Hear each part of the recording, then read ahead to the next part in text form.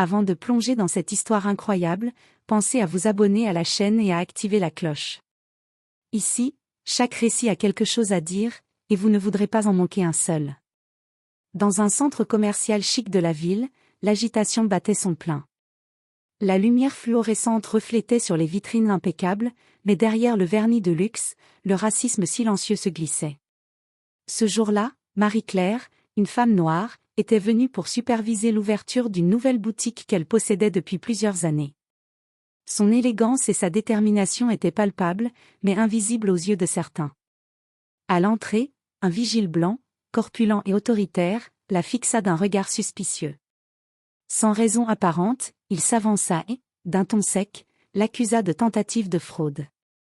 Ses mots étaient tranchants, humiliants, et son attitude arrogante. Marie-Claire, choquée, tenta de se défendre, expliquant calmement son rôle de propriétaire.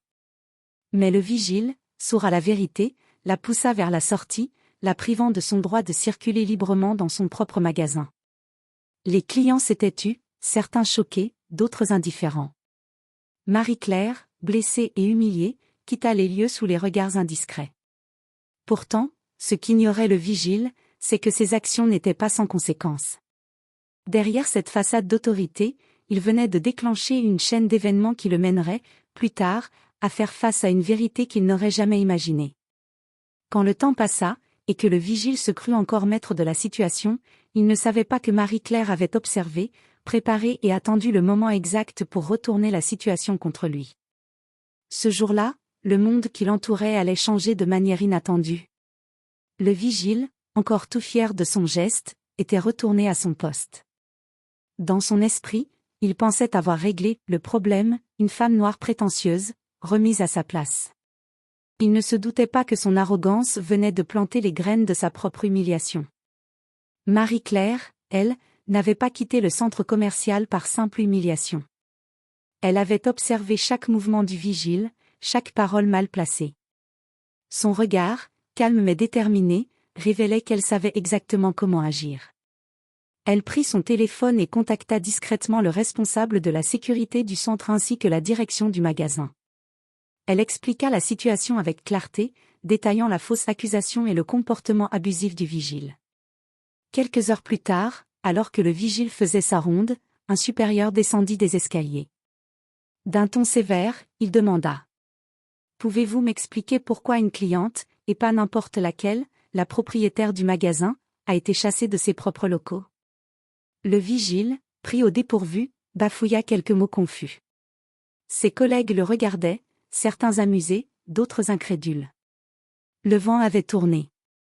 Son autorité, qu'il croyait intacte, s'effritait sous les yeux de tous. Puis Marie-Claire entra, majestueuse et sereine, tenant ses papiers et son badge de propriétaire. Elle s'approcha calmement. « Je pense que vous me devez des excuses. Non seulement pour votre comportement, mais aussi pour avoir abusé de votre position. » Le vigile resta figé. L'humiliation qu'il avait infligée à Marie-Claire se retournait maintenant contre lui, plus intense et publique. Son supérieur le regardait avec dédain. « Vous restez ici, jusqu'à ce que la direction décide de votre sort. » Le vigile réalisa, trop tard, que ses préjugés et sa condescendance l'avaient mis dans une position qu'il ne pouvait contrôler.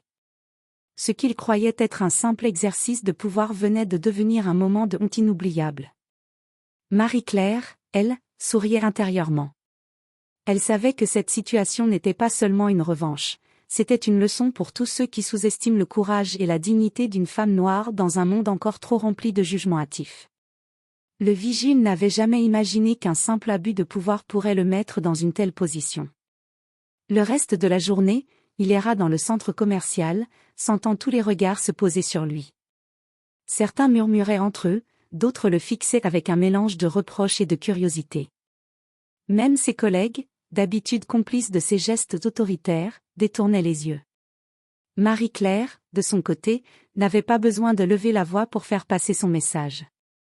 Chaque action qu'elle entreprenait, parler avec les responsables, faire respecter les règles du magasin, accueillir les clients avec le sourire, rappelait à tous que c'était elle la véritable autorité. Le vigile, lui, était réduit à un rôle de spectateur humilié. Plus tard, la direction convoqua le vigile dans une salle de réunion. Les documents et les témoignages étaient déjà sur la table. On lui montra les images des caméras de surveillance, où son comportement abusif était évident. La tension était palpable. Chaque seconde semblait allonger l'ombre de sa honte. Vous restez suspendu à titre conservatoire, annonça le directeur, le regard froid. Vos actions sont inacceptables. Le vigile sentit son cœur s'emballer. Ce qu'il pensait être un simple avertissement allait bien plus loin, sa réputation, son emploi, et même sa fierté personnelle étaient en jeu. Marie-Claire, elle, continuait son travail comme si rien ne s'était passé. Elle accueillait les clients, vérifiait les stocks, et s'assurait que tout fonctionnait parfaitement. Mais à chaque sourire qu'elle adressait à un employé ou à un client, le vigile sentait sa propre humiliation se renforcer. Ce n'était pas seulement une leçon d'autorité, c'était une leçon de vie. Dans les jours qui suivirent, la rumeur de l'incident se répandit. Les employés parlaient à voix basse, certains exprimant leur indignation, d'autres admirant le sang-froid et la dignité de Marie-Claire. Le vigile, quant à lui, devait rester silencieux, incapable de rétablir son image ternie. Son pouvoir fictif venait de s'effondrer, et il comprit, avec un mélange de colère et de honte, que certaines actions ne restent jamais impunies. Ce qu'il ne savait pas encore, c'est que cette humiliation n'était que le début. Marie-Claire avait prévu que le vigile reste, mais pas seulement au centre commercial. Elle avait en tête une manière subtile et implacable de lui faire ressentir ce qu'il avait infligé, jusqu'au point où sa leçon deviendrait inoubliable. Quelques jours après l'incident, le centre commercial organisait un événement spécial pour inaugurer officiellement la boutique de Marie-Claire. Les invités, les clients fidèles et même la presse locale étaient présents. L'air était électrique, et l'excitation palpable. Pour le vigile, chaque pas vers le hall principal était un calvaire. Il savait qu'il serait impossible de passer inaperçu. Marie-Claire, élégante et sereine, était au centre de l'attention. Elle accueillait les invités avec un sourire confiant, vérifiant que tout se déroulait parfaitement. Les caméras enregistraient ses moindres gestes, et les clients la félicitaient pour son professionnalisme. Le vigile, quant à lui, restait en retrait, chargé de la sécurité, mais réduit au rôle d'ombre de lui-même. Puis vint le moment du discours d'inauguration. Marie-Claire prit la parole devant la foule. Aujourd'hui, nous célébrons non seulement l'ouverture d'une boutique, mais aussi la valeur du respect et de la dignité. Dans ce lieu, chaque personne mérite d'être traitée avec considération, sans préjugés, sans jugement hâtif. Tous les yeux se tournèrent vers le vigile. La tension monta d'un cran. Il sentit chaque mot résonner comme une accusation directe. Il n'y avait aucun nom cité, mais la foule savait exactement de quoi il s'agissait.